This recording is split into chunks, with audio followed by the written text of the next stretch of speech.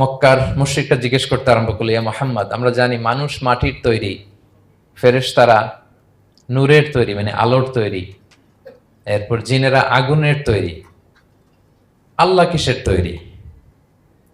আল্লাহ তাআলার বাইয়িন লানা জিনসা রাব্বিক, তোমার আল্লাহর জিন্স বর্ণনা করো, সে কোত্থেকে আসছে, কি দিয়ে, কোন জিন্স থেকে, মানে কোন জিনিস থেকে তৈরি? তখন আল্লাহ তাআলা এই সূরাটা নাজিল করলেন, কুল হুয়াল্লাহু আহাদ আল্লাহুস সামাদ লাম ইয়ালিদ ওয়া লাম ইউলাদ ওয়া লাম ইয়াকুল লাহু কুফুয়ান আহাদ। এইভাবে অনেকগুলো বর্ণনা পাওয়া যায় যে এরকম এরকম প্রেক্ষাপটে যখন রাসূল সাল্লাল্লাহু আলাইহি ওয়াসাল্লামকে তারা এই সমস্ত প্রশ্ন জিজ্ঞেস করে, তখন তাদের প্রশ্নের জবাব স্বরূপ আল্লাহ তাআলা 4 আয়াত বিশিষ্ট এই সূরাটি নাজিল করেন। তাহলে সূরার কোন প্রেক্ষাপটে, কোন সিচুয়েশনে সূরাটা নাজিল হলো, এটা সবার কাছে ক্লিয়ার না এখন? এই সূরার কিছু ফজিলত পাওয়া যায়। আপনারা তো সূরার নাম শুনেছেন সূরাতুল ইখলাস। ইখলাস শব্দের অর্থ হচ্ছে সিনসিয়ারিটি, আন্তরিকতা বা একনিষ্ঠতা। যেহেতু এই সূরায় একনিষ্ঠতার সাথে আল্লাহর তাওহীদের ঘোষণা দেওয়া হয়, এজন্য এই সূরার নাম হচ্ছে সূরাতুল ইখলাস। আবার এই সূরাকে সূরাতুত তাওহীদও বলে, যেহেতু আল্লাহর একত্ববাদের ঘোষণা এই সূরায় দেওয়া হচ্ছে, ওয়াননেস অফ গড। আবার এই সূরার একটা নাম হচ্ছে সূরাতুল মারিফা, যেহেতু এই সূরা মারিফা মানে জানা বা চেনা, যেহেতু এই সূরা পড়ার মধ্য দিয়ে আল্লাহর পরিচয় জানা যায়, আল্লাহকে চেনা যায়, এজন্য সূরার নাম সূরাতুল মারিফা। আচ্ছা, এই সূরার অনেক ফজিলত আছে, অনেক ফজিলত। আমরা কয়েকটা ফজিলত আপনাদের সামনে শেয়ার করবো ইনশাআল্লাহ। এই সূরার 1 নম্বর ফজিলত হচ্ছে রাসূল সাল্লাল্লাহু আলাইহি ওয়াসাল্লাম বিভিন্ন সুন্নত নামাজের দ্বিতীয় রাকাতে এই সূরাটা পড়তেন। যেমন ফজরের 2 রাকাত সুন্নত আছে না, ফজরের 2 রাকাত সুন্নতের দ্বিতীয় রাকাতে রাসূল সাল্লাল্লাহু আলাইহি ওয়াসাল্লাম এটা পড়তেন। প্রথম রাকাতে সূরা কাফিরুন, দ্বিতীয় রাকাতে সূরা ইখলাস, এটা পড়তেন। মাগরিবের নামাজের যে সুন্নাত, সেই সুন্নাতেরও দ্বিতীয় রাকাতে আল্লাহর হাবিব সাল্লাল্লাহু আলাইহি ওয়াসাল্লাম এই সূরাটা পড়তেন। তাওয়াফ করার পরে 2 রাকাত নামাজ পড়তে হয়, জানেন? ওই 2 রাকাত নামাজে রাসূল সাল্লাল্লাহু আলাইহি ওয়াসাল্লাম প্রথম রাকাতে সূরাতুল কাফিরুন, দ্বিতীয় রাকাতে সূরাতুল ইখলাস পড়তেন। বিতিরের সালাতের শেষ রাকাতে আল্লাহর হাবিব সাল্লাল্লাহু আলাইহি ওয়াসাল্লাম সূরাতুল ইখলাস পড়তেন। এই মর্মে অনেকগুলো হাসান হাদিস আছে। তাহলে কখন কখন সূরাতুল ইখলাস পড়তেন রাসূল সাল্লাল্লাহু আলাইহি ওয়াসাল্লাম, কোন নামাজে? ক্লিয়ার না? ফজরের 2 রাকাত সুন্নত নামাজের শেষের রাকাতে, মাগরিবের 2 রাকাত সুন্নত নামাজের শেষের রাকাতে, তাওয়াফের পরে যে 2 রাকাত পড়তে হয় শেষের রাকাতে, বিতিরের সালাতের শেষ রাকাতে। এই সূরাটাকে আল্লাহর হাবিব সাল্লাল্লাহু আলাইহি ওয়াসাল্লাম সুলুসুল কোরআন বলেছেন, 1/3 অফ দ্য কিতাব। কোরআনের 3 ভাগের 1 ভাগ। সূরাতুল ইখলাস তা'দিলু সুলুসাল কোরআন। সূরা ইখলাস হচ্ছে কোরআনের 3 ভাগের 1 ভাগ। তার মানে আপনি যদি একবার সূরা ইখলাস পড়েন, কয় পারা তেলাওয়াতের সওয়াব? 2 বার পড়লে, 3 বার পড়লে, 3 বার পড়লে 1 খতম কোরআনের সওয়াব। আলহামদুলিল্লাহ। কেউ কেউ বলেন যেহেতু আল্লাহর একত্ববাদের কথাবার্তা কোরআনে 1/3 মানে 1/3 জুড়ে আছে, সেহেতু সূরাতুল ইখলাস সুলুসুল কোরআন মানে হচ্ছে যে কোরআনের 3 ভাগের 1 ভাগে আল্লাহ যা নিয়ে কথা বলেছে সূরাতুল ইখলাসের ভিতরেই সেটা সংক্ষেপে চলে আসছে। এজন্য এটাকে বলা হয় 1/3 অফ দ্য বুক, কোরআনের 3 ভাগের 1 ভাগ। এটার আরেকটা, এই হাদিসটা মুতাওয়াতির হাদিস। সূরাতুল ইখলাস তা'দিলু সুলুসাল কোরআন, এটা এমন সংখ্যক, বেশি সংখ্যক সাহাবী প্রতিটি জেনারেশনে বর্ণনা করেছে, সাহাবী, তাবি। এই হাদিসের ব্যাপারে কোনো ডাউট তৈরি হয় না, কোনো সাসপিশন তৈরি হয় না। খুবই ভ্যালিড এই হাদিসটা, যেটা কোরআনের 3 ভাগের 1 ভাগ। আচ্ছা, আল্লাহর হাবিব সাল্লাল্লাহু আলাইহি ওয়াসাল্লাম আরেকটা হাদিসে এসেছে, এক সাহাবীকে কোবা পল্লীতে ইমাম করে পাঠিয়েছেন। মদিনা মসজিদে নববীর পাশে একটা মসজিদ আছে, মসজিদে কোবা, সেই মসজিদের ইমাম করে এক সাহাবীকে পাঠিয়েছেন। ওই সাহাবীর একটা অভ্যেস ছিল, উনি প্রত্যেক রাকাতে সূরা ফাতিহার পরেই আগে সূরা ইখলাস পড়তেন। ধরেন প্রথম রাকাতে সূরা ফাতিহার পরে ইখলাস, এরপর একটা সূরা পড়তেন। দ্বিতীয় রাকাতে সূরা ফাতিহার পরে আবার সূরা ইখলাস, এরপর একটা সূরা পড়তেন। ধরেন যে জুমার নামাজ 2 রাকাত, উনি ফাতিহার পরে প্রথমে কোন সূরাটা পড়ে নিতেন, এরপরে অন্য যে কোনো একটা সূরা। দ্বিতীয় রাকাতে সূরা ফাতিহার পরে কোন সূরাটা প্রথমে পড়ে নিতেন? ইখলাসের। এইটাই ওনার স্বভাব। প্রত্যেক নামাজে যদি কোনো ইমাম সাহেব শুধু সূরা ইখলাস পড়ে, একটু খারাপ লাগবে না আমাদের? ওনার মুসল্লিদেরও তাই লেগেছে। ওনারা জিজ্ঞেস করলেন, তুমি এটা কেন করো? এরকম না করে স্বাভাবিকভাবে পড়ো। তো উনি বললেন, না, আমি এইভাবেই পড়বো, আমি যেভাবে পড়তেছি এইভাবেই পড়বো, পড়লে পড়ো, না হলে তোমাদের হিসাব তোমাদের। তো তারা যে রাসূল সাল্লাল্লাহু আলাইহি ওয়াসাল্লামের কাছে বিচার দিল যে, ইয়া রাসূলুল্লাহ, দেখেন একজন ইমাম আপনি আমাদের জন্য নির্ধারণ করেছেন, উনি প্রত্যেক রাকাতে সূরা ইখলাস পড়ে, ইন এভরি সিঙ্গেল রাকা সূরা ইখলাস পড়ে। তো রাসূল ইসলাম তাকে ডাকলেন, ডেকে বললেন, ঘটনা কি, তুমি নাকি এরকম করো, প্রত্যেক রাকাতে ফাতিহার পরে আগে ইখলাস দিয়ে শুরু করো, কেন কেন করো? সে বলতেছে, ইয়া রাসূলুল্লাহ, হ্যাঁ আমি আসলে এমনটা করি, কারণ আমি এই সূরাটাকে বড্ড ভালোবাসি। কারণ ফিহি সিফাতুর রহমান, এই সূরার ভেতরে আল্লাহর পরিচয় মেলে, আল্লাহর পরিচয় পাওয়া যায়, যেন সূরাটাকে আমি বড্ড ভালোবাসি।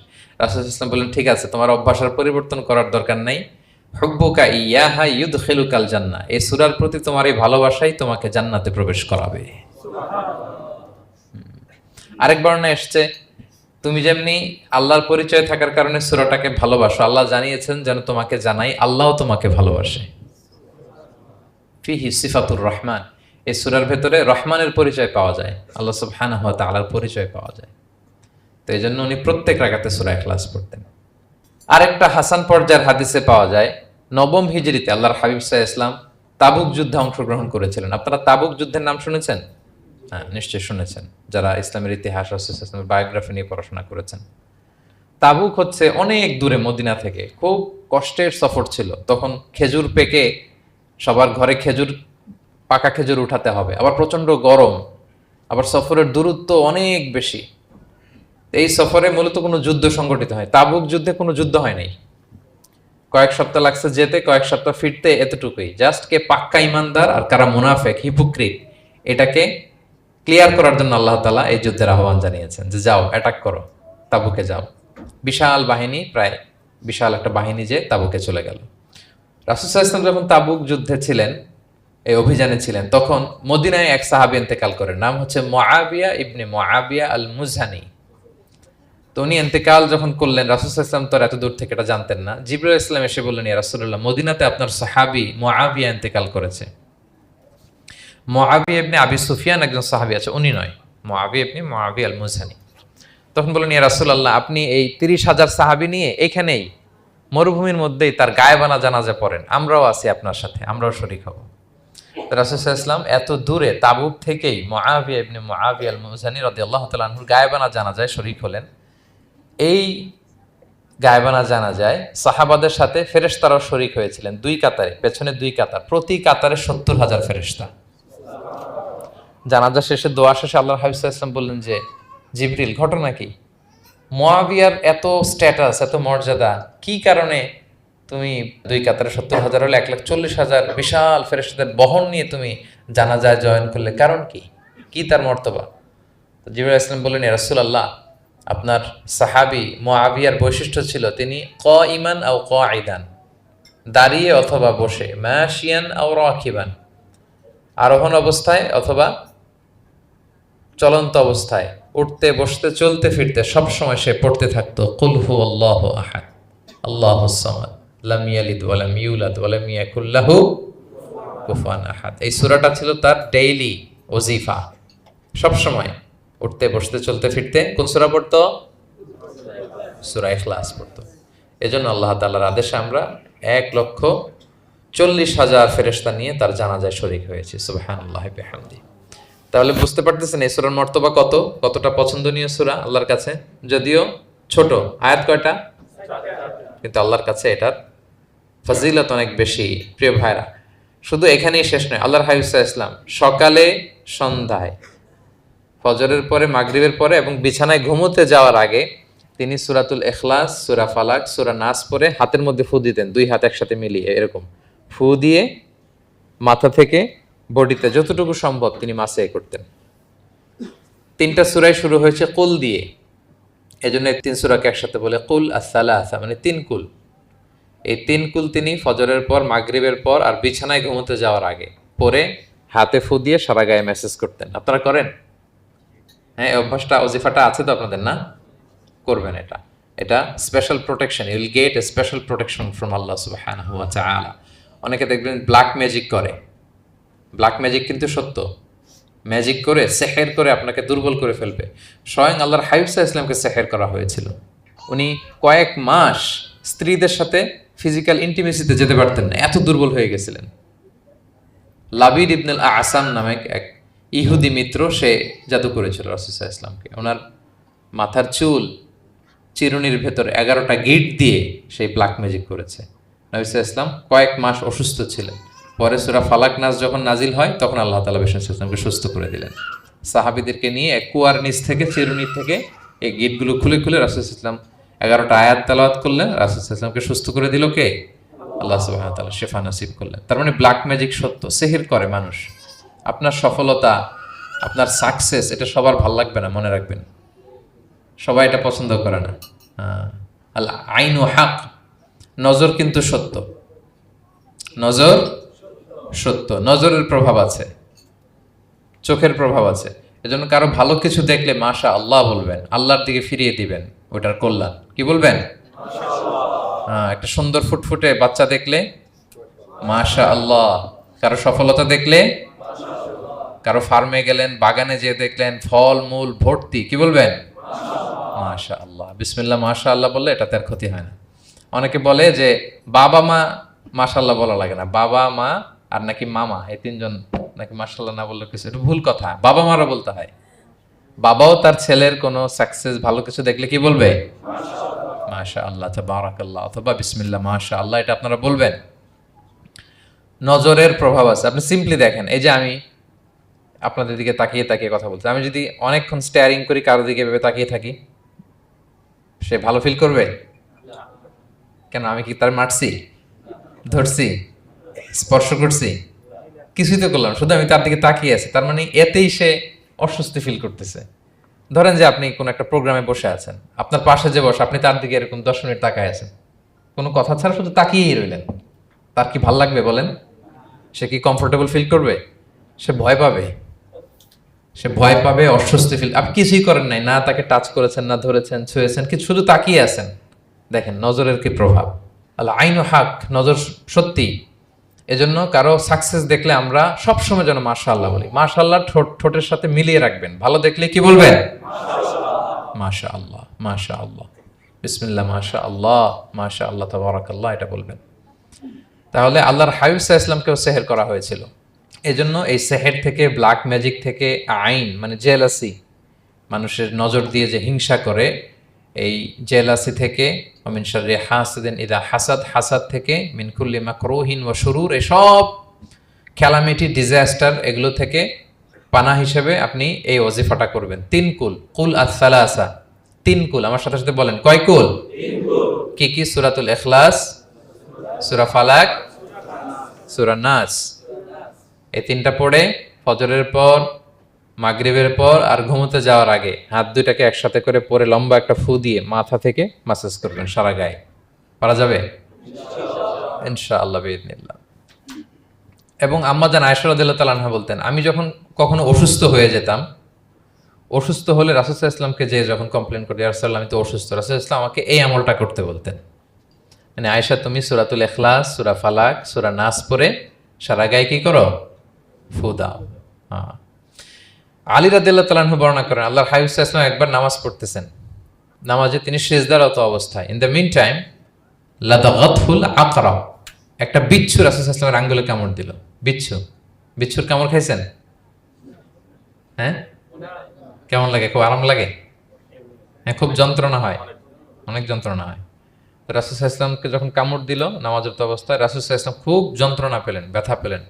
বিচ্ছুটারে লানত করলেন। সাধারণত লানত করতেন না, তিনি বলতেন লানাতুল্লাহি আলাল আকরাব, এই বিচ্ছুর উপর লানাত, লা ইয়াদাউ নাবিয়ান ওয়ালা গায়রা। এই বিচ্ছু নবীও চিনে না, মানুষও চিনে না, মানে কোথায় কামড় দিতে হবে এটাও বুঝতেছে না।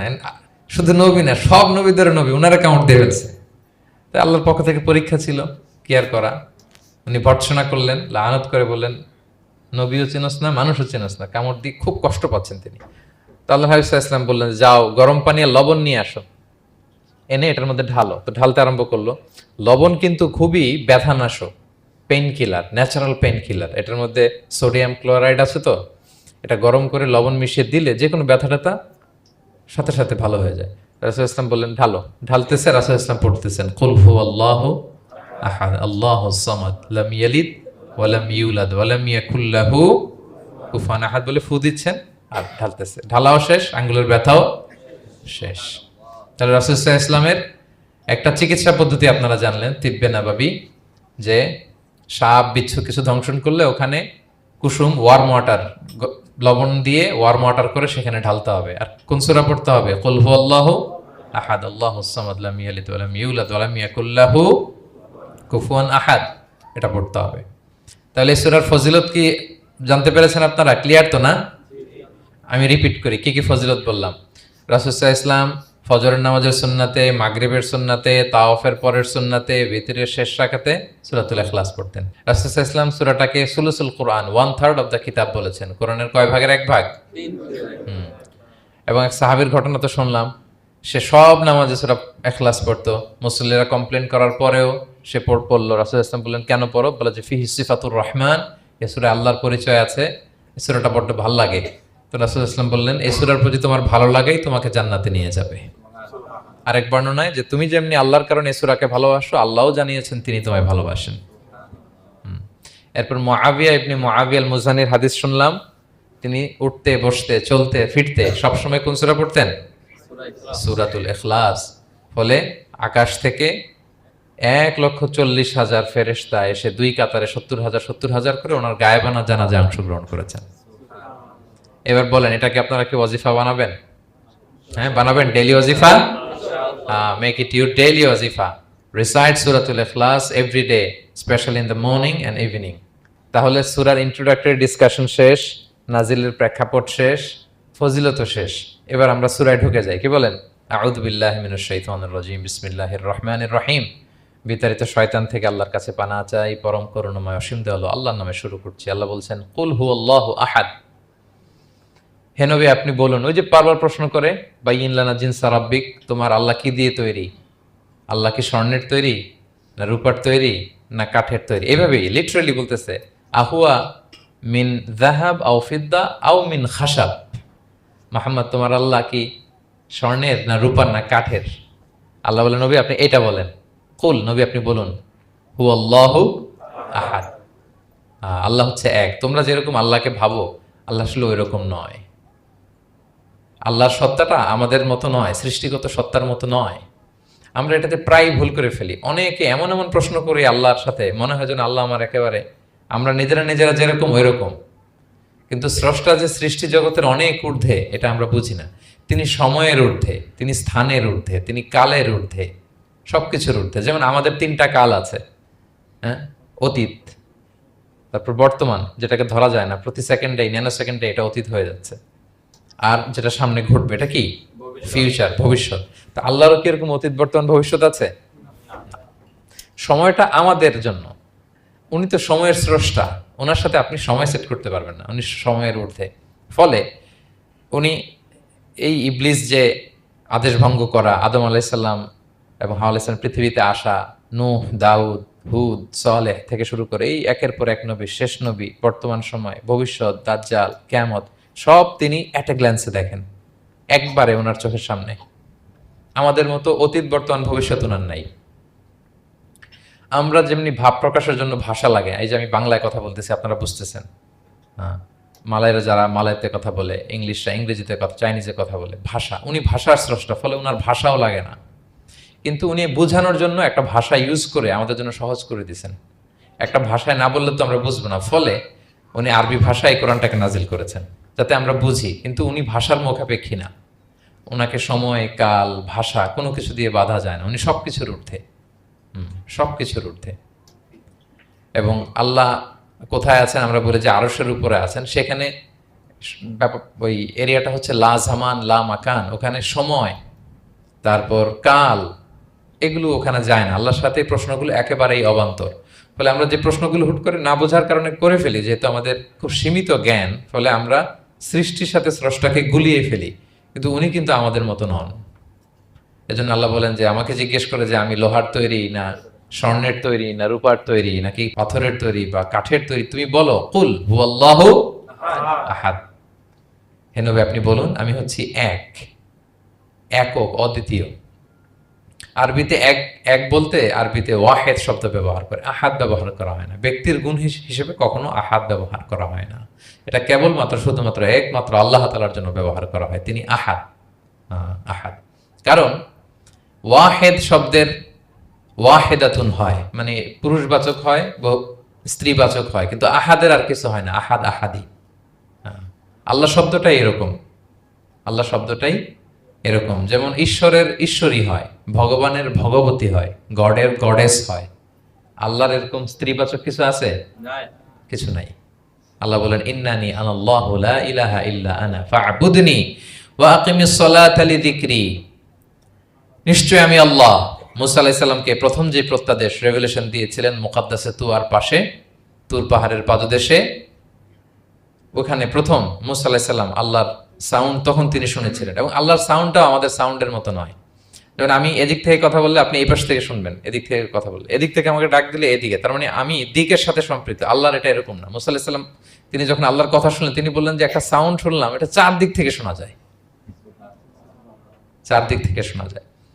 এবং তিনি ওনার প্রেগনেন্ট স্ত্রীকে নিয়ে মাদিয়ান ক্রস করে ইজিপ্টের বর্ডারে ঢুকবেন। ইন দ্য মিন টাইম আল্লাহ তাআলা ওই সময়টাকে চুজ করেছেন যে তাকে এখন নবী বানাবো, তাকে রেভেলেশন দিব।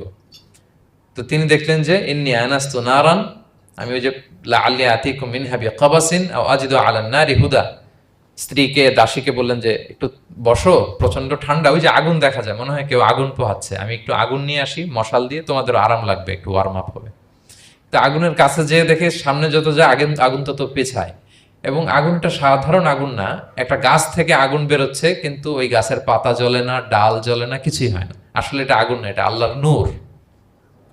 আল্লাহর নূর সেখানে ফোকাস দেওয়া হয়েছে। এবং আল্লাহর নূরও আমাদের নূরের মতো না। নূর মানে লাইট। নূর মানে কি? লাইট। সো এই যে আমরা যে লাইট দেখি এই লাইটের মতো না। কারণ আল্লাহর এই নূরের কাবার দেয়া হচ্ছে আবার নূরের পর্দা দিয়ে। পর্দা দেয়া হয় সাধারণত আলোকে আটকানোর জন্য, কিন্তু আল্লাহর যে পর্দা, হিজাবের কথা বলা হয়েছে, ওই পর্দাটাও আলোর পর্দা। আমাদের সাথে মিলালে হবে? আমরা ঘরে পর্দা টাঙাই কি থামাতে বলেন তো? আলো থামাতে। আর আল্লাহর যে হিজাব পর্দাগুলো কিসের? আলোর, নূরের। সো কশ্চিন কালেও আপনি সৃষ্টির সাথে স্রষ্টাকে মিলাবেন না। আমরা ভুল করে অনেক সময় এরকম অবান্তর প্রশ্নগুলো করি। তো আল্লাহ তখন মুসা আলাইহিস সালামকে প্রত্যাদেশ করলেন যে ইন্নানি আনাল্লাহ লা ইলাহা ইল্লা আনা ফা'বুদনি, আমি আল্লাহ। আমি কি? আল্লাহ। এই আল্লাহ নামটা আল্লাহ নিজেই রেখেছেন। আমাদের নাম রাখে আমাদের বাবা দাদা, আল্লাহর তো বাবা দাদা কেউ নাই। আল্লাহর নাম কে রেখেছে? আল্লাহ নিজেই রেখেছেন। ফা'বুদনি, আমার ইবাদত করো, ওয়া আকিমিস সালাতা লিযিকরি। তাহলে এখানে প্রথম আয়াতেই শিরকের উপর কুঠারাঘাত করা হয়েছে, শিরকি আকীদাকে লন্ডভন্ড করে দেওয়া হয়েছে, এবং বোঝানো হয়েছে আল্লাহ হচ্ছেন এক, অদ্বিতীয়, একক। কারণ আমরা যত ইবাদত করি এর মধ্যে যদি শিরকের স্পর্শ থাকে আমাদের ইবাদত ভ্যানিশ হয়ে যাবে, এটার কোনো দাম নাই। লা ইন আশরাকতা লা ইয়াহবাতান্না আমালুক ওয়া লা তাকুনান্না মিনাল খাসিরিন। আল্লাহ বলেন যদি শিরক করো তাহলে তোমার সব আমল বাতিল হয়ে যাবে, তোমার রোজা, নামাজ, হজ, যাকাত, জিকির কিছু থাকবে না। এজন্য শিরক যাতে কখনো আমাদের না হয়, শিরকের সাথে যেন আমাদের সম্পর্ক না থাকে। ইন্নাল্লাহা লা ইয়াগফিরু আন ইউশরাকা বিহি ওয়া ইয়াগফিরু মা দুনা যালিকা লিমান ইয়াশা। আল্লাহ সব মাফ করেন কিন্তু শিরকের গুনাহ মাফ করেন না। কি মাফ করে না? হ্যাঁ, এজন্য শিরকের সাথে আমাদের কোনো সম্পর্ক নাই। দেখেন আমরা যখন নামাজে দাঁড়াই, আমরা তাকবীরে তাহরিমে বাঁধার পরে কি পড়ি? ওয়াজ্জাহতু ওয়াজহিয়া লিল্লাযী ফাতারাস সামাওয়াতি ওয়াল আরদা হানিফা ওয়া মা আনা মিনাল মুশরিকিন। দেখেন নামাজে দাঁড়ালে আগে ক্লিয়ার করে নিতে হয় যে আল্লাহ ওয়া মা আনা মিনাল। এই যে লক্ষ লক্ষ হাজী সাহেবরা যায় ইজহার রিদা পড়ে, ওখানে কি পড়ে? লাব্বাইক আল্লাহুম্মা লাব্বাইক লাব্বাইক লা শারীকা লাক লাব্বাইক। আগে হিসাব ক্লিয়ার যে আল্লাহ শিরকের সাথে ছিটেফোঁটা সম্পর্ক আমাদের নাই। হ্যাঁ, আমরা একনিষ্ঠভাবে তোমার ইবাদত করি। তাহলে সূরাতুল ইখলাস বেসিক্যালি তাওহীদের একনিষ্ঠ ঘোষণার নাম, যেটার প্রথম আয়াত আল্লাহ তাআলা নবীকে বললেন যে হে নবী আপনি আমার পরিচয় দিয়ে দেন, আপনি বলুন কুল হুয়াল্লাহু আহাদ, আমি এক, একক, অদ্বিতীয়। কুল হুয়াল্লাহ, নবী আপনি বলুন তিনি হচ্ছেন আল্লাহ এবং তিনি হচ্ছেন আহাদ। আল্লাহ নামটার অনেক ভাবে কোরআনে পরিচয় দিয়েছেন। আল্লাহ আলিফ লাম লাম, আলিফ ছাড়া, লিল্লাহ দিয়ে, লাম ছাড়া, লাহু দিয়ে, আপনি যেভাবেই বলবেন সেভাবে আল্লাহর পরিচয় পাওয়া যায়। লিল্লাহি মা ফিস সামাওয়াতি ওয়া মা ফিল আরদ, কোরআনের অনেক আয়াতে এসেছে। লাম বাদ দিয়ে দিলে লাহুল মুলকু ওয়া লাহুল হামদু ওয়া হুয়া আলা কুল্লি শাইইন কাদির। লাম বাদ দিয়ে দিলে হা দিয়ে আল্লাহর পরিচয় দিয়েছেন, হুয়া দিয়ে পরিচয় দিয়েছেন, হুয়াল্লাহুল্লাযী লা ইলাহা ইল্লাহু। তাহলে যেভাবে আপনি পরিচয় খুঁজতে যাবেন সেখানে আল্লাহর পরিচয় পাওয়া যাবে। আল্লাহ তাআলা বলছেন হুয়াল আউয়ালু ওয়াল আখিরু ওয়াল যাহিরু ওয়াল বাতিন ওয়া হুয়া বিকুল্লি শাইইন আলিম। তিনি প্রথম, তিনি শেষ, তিনি প্রকাশ্য, তিনি গোপন। তিনি প্রথম মানে কি? তিনি সূচনাহীন অতীত থেকে আছেন। দেখেন আমাদের সাথে মিলে না। আমাদের অতীতের একটা সূচনা থাকে, কি বলেন, আমার জন্মের একটা স্টার্টিং পয়েন্ট আছে না, যে এখান থেকে আমার অস্তিত্ব শুরু, এত সালে আমি, এত সালে আপনি। তার মানে আমাদের একটা স্টার্টিং আছে তো নাকি? আল্লাহ স্টার্টিং কবে থেকে বলেন? কবে থেকে, যে এই সময় থেকে উনি আল্লাহ বলেন? nobody knows, কারণ হুয়াল আউয়াল, এই আউয়াল মানে এমন শুরু, সূচনাহীন শুরু, এমন শুরু যেটার কোনো কি নাই, সূচনা নাই। আবার সীমাহীন ভবিষ্যৎ পর্যন্ত তিনি থাকবেন। কতদিন তার রাজত্ব, ক্ষমতা, সভরেন্টি, পাওয়ার থাকবে? কতদিন বলেন? সীমাহীন, এটার কোনো শেষ নাই। হুয়াল আউয়াল ওয়াল আখির ওয়াল যাহির ওয়াল বাতিন। এবং সব কিছু ধ্বংস হবে তিনি ছাড়া। কুল্লু মান আলাইহা ফান ওয়া ইয়াবকা ওয়াজহু রাব্বিকা যুল জালালি ওয়াল ইকরাম। সব শেষ হবে, উনি অবিনশ্বর, শাশ্বত, চিরঞ্জীব। তাই বলে উনি আমাদের থেকে দূরে নন, খুব কাছে। আমরা ডাকলেই তিনি ডাকে সাড়া দেন। আমাদের সবকিছু তিনি দেখেন, অবজার্ভ করেন, মনিটর করেন। ওয়া নাহনু আকরাবু ইলাইহি মিন হাবলিল ওয়ারিদ। আমাদের এখানে একটা রগ থাকে, এই রগেরও কাছে, তার মানে খুব কাছে, খুব কাছে। আমরা তাকে না দেখলেও তিনি আমাদের দেখেন। লা তুদরিকুহুল আবসারু ওয়া হুয়া ইউদরিকুল আবসারা ওয়া হুয়াল লাতীফুল খবীর। কোনো চোখ তাকে দেখে না, কোনো দৃষ্টি তাকে আয়ত্ত করতে পারে না, কিন্তু সকল দৃষ্টিকে তিনি আয়ত্তে রাখেন। সুবহানাল্লাহ। এভাবে আল্লাহ তাআলা খুব প্রিসাইজলি 4টা আয়াত দিয়ে নিজের পরিচয় দিয়েছেন। কুল হু আল্লাহু আহাদ। হে নবী, আপনি বলুন তিনি আল্লাহ, তিনি অদ্বিতীয়। বাংলারও অনেক সীমাবদ্ধতার ফলে আমাকে এক, একক এগুলো ইউজ করা লাগতেছে, কিন্তু আল্লাহর আহাদ বোঝাতে যে এক, একক, এটা যথেষ্ট না। এটা আমার লিমিটেশন, আমাদের লিমিটেশন, ভাষার লিমিটেশন। কিছু দিয়ে তো আমার অডিয়েন্সকে বা আমাদের বুঝতে হবে দ্য এসেন্স অফ গড। এজন্য আমরা বলি এক, একক, অদ্বিতীয়। অদ্বিতীয়টা খুব অনেকটাই পারফেক্ট। তাহলে তিনি হচ্ছেন আহাদ, এবং এই আহাদের লেসন দেওয়ার জন্য সব নবীরা এসেছে। সব নবীরা একই কথা বলেছেন, আদম আলাইহিস সালাম থেকে শুরু করে বিষ্ণু ইসা ইসলাম পর্যন্ত একই কথা বলেছেন, যে ইয়া কওমি ইবুদুল্লাহ মা লাকুম মিন ইলাহিন গায়রু আফালা তাআকিলুন। হে আমার জনপদের লোকেরা, কি হলো তোমরা এত কিছুর ইবাদত করো, দাসত্ব করো, তোমরা ইবাদত করবে এক সত্তার, তিনি কে? আল্লাহ। মা লাকুম মিন ইলাহিন গায়রু, তিনি ছাড়া কোনো ইলাহ তোমাদের নেই। তাহলে এই যে ওয়াননেস অফ গড, স্রষ্টা যে একজন, এই কনসেপ্টটাকে ক্লিয়ার করবার জন্যই এত এত নবীরা পৃথিবীতে হাজির হয়েছেন। তাহলে আল্লাহর চমৎকার একটা নাম জানলাম আমরা, আহাদ। কি নাম? মজার ব্যাপার হচ্ছে এই নাম কোরআনে আর কোথাও নাই। আহাদুন শব্দ যেটা আছে এটা অন্য অর্থে, এক, এক অর্থে আর কি। কিন্তু আল্লাহর আহাদ কোরআনের শুধু এই সূরাতেই এসেছে। আল্লাহর আহাদ নামটা শুধু এই সূরাতেই এসেছে। আহাদ, আহাদ। আপনারা বেলাল রাদিয়াল্লাহু তাআলা আনহুর ঘটনা জানেন, যে উমাইয়াত ইবনে খালাফ খুব পাষণ্ড মাওলা ছিল ওনার, মনিব। এমন কোনো অত্যাচার নাই যে ঈমান আনার কারণে বেলাল রাদিয়াল্লাহু তাআলা আনহুর উপর করা হয় নাই। পিটানো, চাবুক মারা, টানা হেচড়া করা, উত্তপ্ত মরুভূমিতে। যারা হজ উমরা করতে গিয়েছেন তারা তো দেখেছেন মরুভূমির বালু, ওখানে কত গরম, চাল ছেড়ে দিলে মুড়ি হয়ে যাবে, খই হয়ে যাবে। ওই উত্তপ্ত গরম বালুতে বেলাল রাদিয়াল্লাহু তাআলা আনহুকে শুইয়ে পেটের উপরে পাথর রেখে দেওয়া হয়েছিল। তখন তিনি আল্লাহর একত্ববাদের ঘোষণা এই শব্দটা দিয়ে করেছেন। অস্ফুট কণ্ঠে উনি বারবার বলছিলেন আহাদ, আহাদ, আহাদুন আহাদ।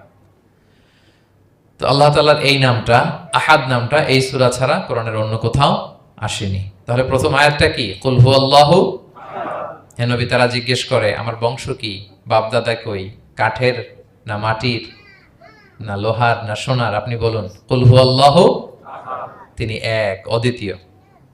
আল্লাহুস সামাদ, তিনি হচ্ছেন সামাদ। আল্লাহর আরেকটা নাম আস-সামাদ। আল্লাহুস সামাদ।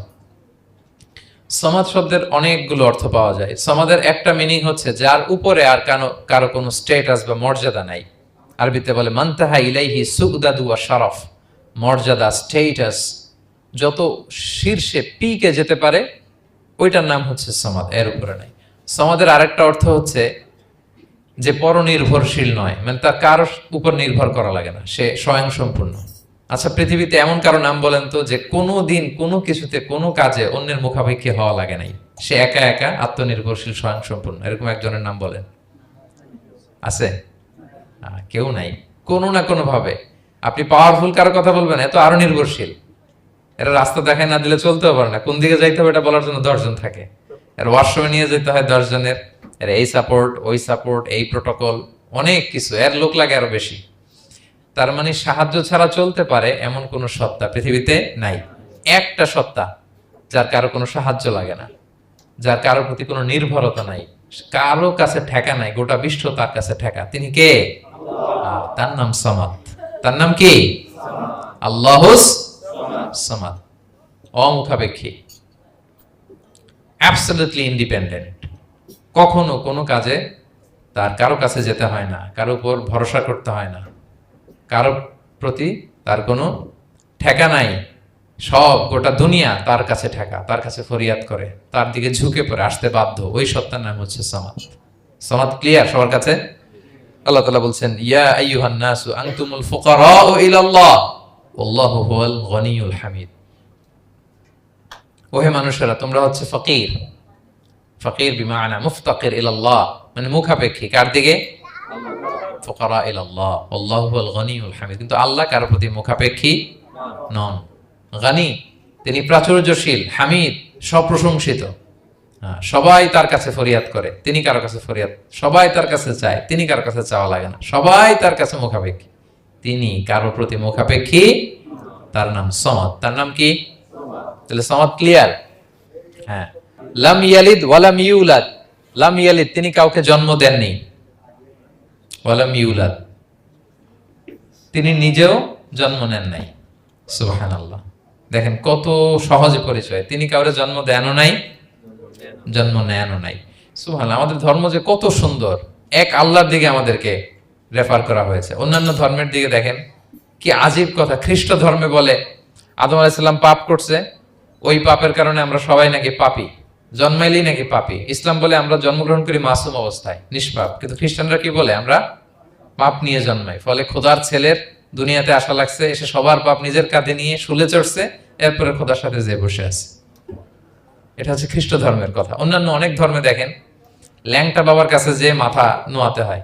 এরকম অনেক ধর্ম দেখছেন যে লোকটার চুলে জট বাঁধা, দাড়িতে জট বাঁধা, একেবারে উলঙ্গ, তার কাছে যে সবাই এরকম হাত পাতে। দেখছেন? দেখেন না আপনারা? নাকি শুধু আমি একাই দেখলাম? দেখছেন সবাই? আছে, কিন্তু আমি ধর্মের নাম বলতেছি না, কোনো ধর্মকে ছোট করা যাবে না, কিন্তু এরকম আছে। তো দেখেন কি সমস্ত অদ্ভুত নিয়ম কানুন। আগুন নিয়ে ওইখানে দৌড়াইতে হয়, এই করতে হয়। কিন্তু আমাদের এক সত্তার কাছে আমরা চাই, কোনো ভায়া লাগে না, মিডিয়েটর লাগে না, মধ্যস্থতাকারী লাগে না। আল্লাহ বলে ডাকার সাথে সাথে তিনি ডাকে সাড়া দেন। লাম ইয়ালিদ ওয়া লাম ইয়াকুল লাহু, জন্ম দেনও নাই, জন্ম নেনও নাই। মুশরিকরা বলতো আল মালাইকাতু বানাতুল্লাহ, তারা বলতো ফেরেশতারা নাকি আল্লাহর মেয়ে। নাউজুবিল্লাহ। ওয়া ক্বালাতিল ইয়াহুদু উযাইরুন ইবনুল্লাহ, ইহুদিরা বলতো উযাইর আলাইহিস সালাম আল্লাহর ছেলে। ওয়া ক্বালাতিন নাসারা আল মাসীহ ইবনুল্লাহ, আর খ্রিস্টানরা বলে ঈসা মাসীহ, ঈসা আলাইহিস সালাম উনি নাকি আল্লাহর ছেলে। নাউজুবিল্লাহ। আল্লাহ সবগুলো ভ্রান্ত ধারণার কবর রচনা করেছেন এই আয়াত দিয়ে। লাম ইয়ালিদ ওয়া লাম না না, এগুলো ভুল। ক্লিয়ার কাট শুনে রাখো, কান খাড়া করে জেনে রাখো। লাম ইয়ালিদ ওয়া লাম ইউলাদ, তিনি কাউকে জন্ম দেনও নাই, তিনি কারো কাছ থেকে জন্ম নেনও নাই।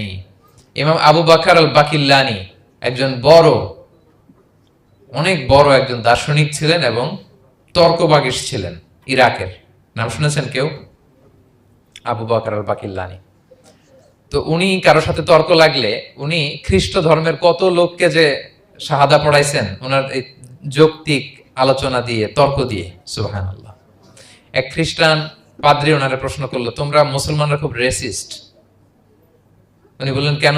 বলছে তোমরা খ্রিস্টান মেয়ে বিয়ে করতে পারো, ইহুদি মেয়ে বিয়ে করতে পারো, মুসলিম কিন্তু ইহুদি মেয়ে, খ্রিস্টান মেয়ে শর্ত সাপেক্ষে, কিছু শর্ত আছে, ওই আলোচনা যাচ্ছেন, শর্ত সাপেক্ষে বিয়ে করতে পারে আহলি কিতাব হলে। কিন্তু কোন খ্রিস্টানরা মুসলিম মেয়ে আমাদের মেয়েদেরকে বিয়ে করতে পারবে না, কোন ইহুদি আমাদের মেয়েকে বিয়ে করতে পারবে না। তো বলে তোমরা খুব রেসিস্ট, তোমরা আমাদের মেয়ে না, ওকে তোমাদের মেয়ে আমাদেরকে দাও না। তো তিনি বলেন তোমরা তো ইহুদি, তোমাদের নবী হচ্ছে মুসা আলাইহিস সালাম, ওনাকে তো আমরা মানি, ওনার কথা তো কোরআনে আছে, এজন্য তোমাদের মেয়েকে বিয়ে করতে পারি। আর খ্রিস্টানদের নবী হচ্ছে ঈসা আলাইহিস সালাম, ওনাকেও মানি, ওনার মায়ের নামে বিশাল সূরাই আছে, সূরা মারিয়াম, আর ওনার ব্যাপারে হাজার শত শত আয়াত। তো এই জন্য তোমার খ্রিস্টানদের মেয়ে বিয়ে করতে পারি। তোমরা তো আমাদের নবী মুহাম্মদ সাল্লাল্লাহু আলাইহি ওয়াসাল্লামকে মানো না। মুহাম্মদ সাল্লাল্লাহু আলাইহি ওয়াসাল্লাম যে শেষ নবী এটা তোমরা মানার সাথে সাথে মুসলমান হয়ে যাবে, এরপর আমাদের মেয়েকেও তোমরা বিয়ে করতে পারবে। এভাবে উনি এমন ভাবে উত্তর দিতেন, বুহিতাল্লাযী কাফার, একেবারে লাজবাব হয়ে যেত। তো ওনার নাম যখন ছড়ালো, ইরাকের মুসলিম বাদশাহ ওনাকে কনস্টান্টিনোপলে পাঠাবেন, যেখানে রোমান এম্পায়ার। তো রোমান এম্পায়ার এরাও খুব প্রস্তুতি নিয়ে আছে যে আবু বকর আল বাকিলানিকে ডিল করা অনেক কঠিন, সে আসতেছে, তার সাথে কিভাবে কি করা যায়। তো আপনারা জানেন যে খ্রিস্ট সমাজের নিয়ম হচ্ছে রাজার দরবারে ঢুকতে গেলে কুর্নিশ করে ঢোকা লাগে। কি করে? মাথা নত করে, এরকম নিচের দিকে করে রুকুর মতো করে এরপরে ঢোকা লাগে। তো এখন তারা প্ল্যান করতেছে যে আবু বকর বাকিলানি তো জীবনে আমার কুর্নিশ করবে না, এটা তো আমার জন্য অপমান হয়ে যাবে, কি করা যায় কি করা যায়।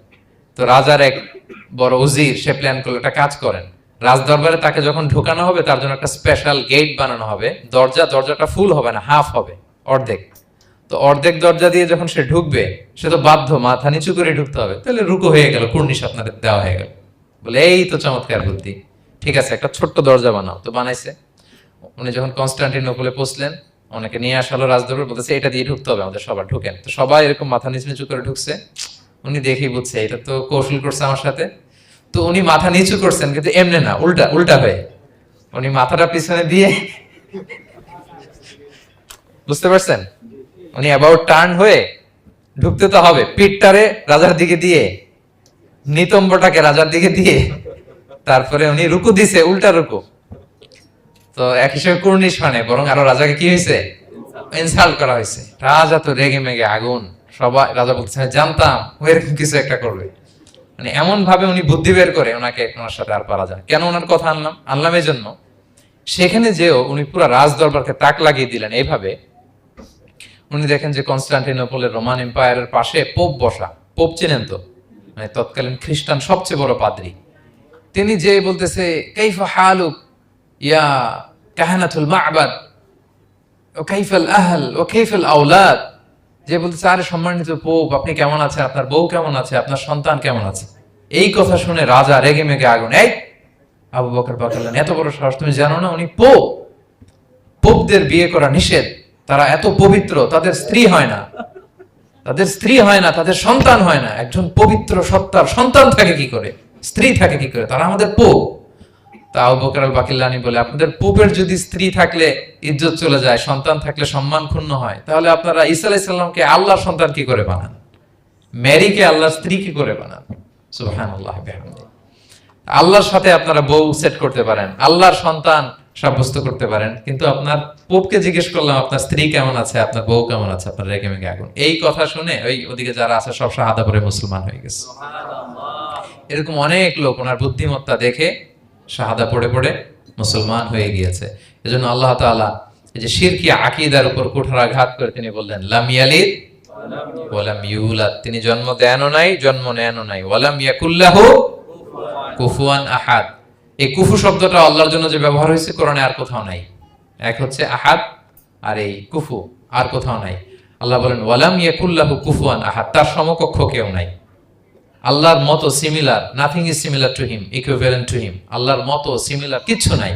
তাহলে আল্লাহ কার মতো? আল্লাহর মতো। আল্লাহ কার মতো? আল্লাহর মতো। অন্য আয়াতে আল্লাহ তাআলা বলছেন লাইসা কামিসলিহি শাই, তার মতো কেউ নাই, তিনি তার মতো। তাহলে আল্লাহ কার মতো? আল্লাহর মতোই। আল্লাহর মতো। ওয়ালাম ইয়াকুল্লাহু কুফুয়ান আহাদ, তার মতো কেউ নাই, তিনি তার মতো। তাহলে এই চার আয়াতে আল্লাহর পরিচয় পাইছেন আপনারা?